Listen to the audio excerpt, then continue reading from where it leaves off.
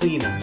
Alright, let me talk a little bit about cleanup. So, you know, when I get done with a job every day, when I get done doing what I am going to do, I always want to make time to clean up.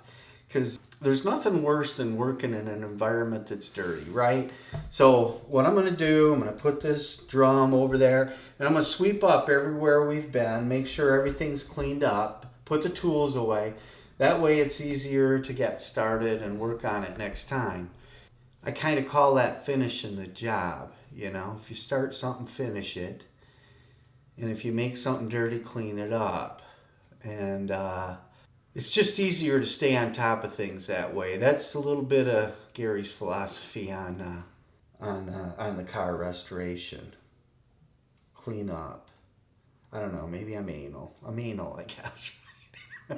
Well, but it is what it is. I like to keep things cleaned up. if you don't do it now, it's a problem Yeah, later, it just so. gets to be, you know, out of control. So we're going to clean up. Alex and I put stuff away, and hopefully we'll see you next time when we take our drum over and get it turned. The other thing they'll do is mic it, make sure it's thick enough. But to me, it looks pretty stout, so I'm pretty confident it's going to be within spec. I just want to get that surface cleaned up, and then we'll get that back together. And man, I just can't wait to get this thing fully restored and on the road, looking good, all dependable. Something that, the way I look at it, when I restore a car, I want to feel like I can get in that thing and drive all the way to California and I'm not going to have a problem. That's the way it should be. So that's how I like to do it.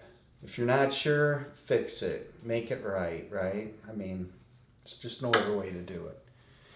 I spend more time on the underside of a car than I do on the top side. And I know that most people, they judge a car by what it looks like on the outside. But you can have a, you know, you can paint a turd. What you got is a painted turd, right?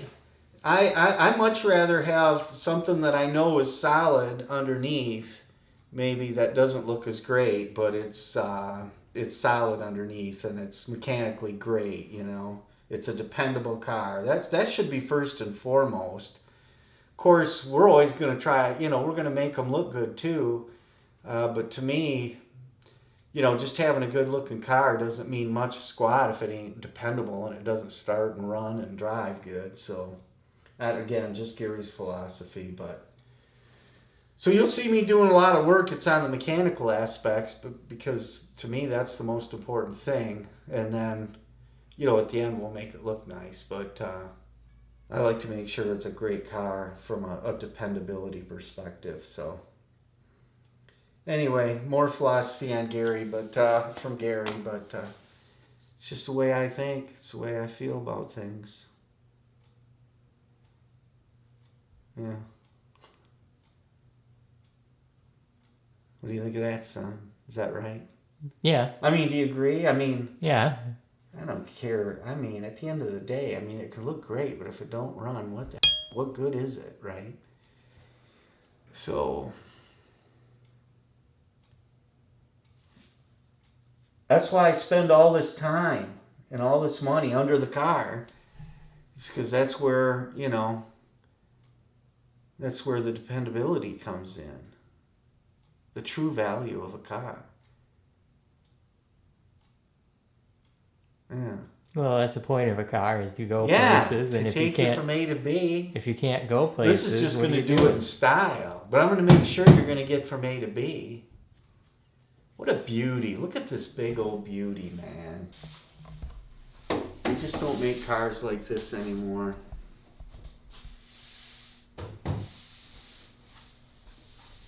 Yeah.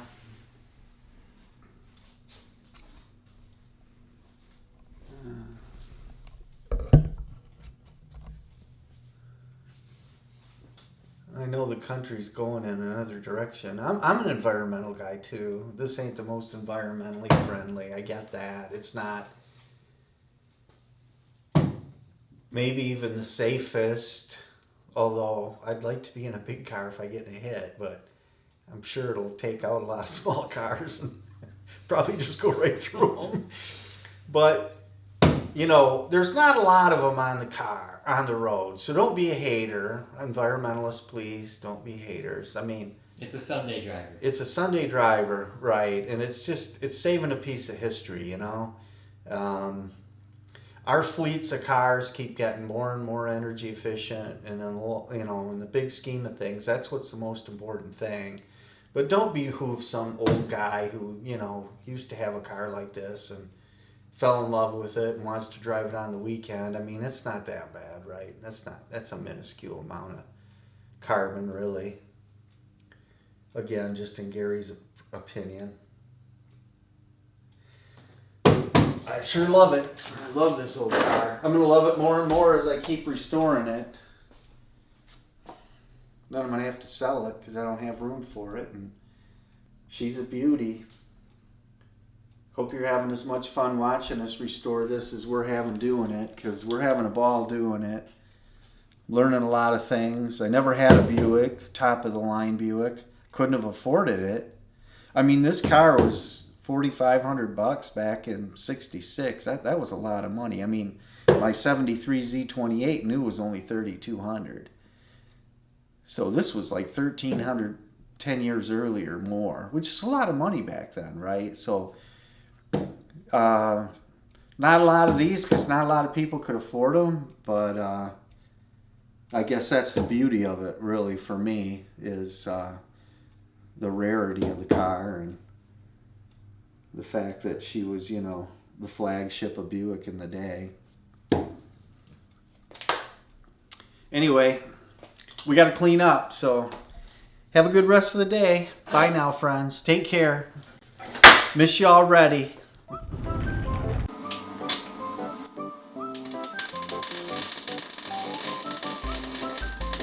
Alex, screwing it up.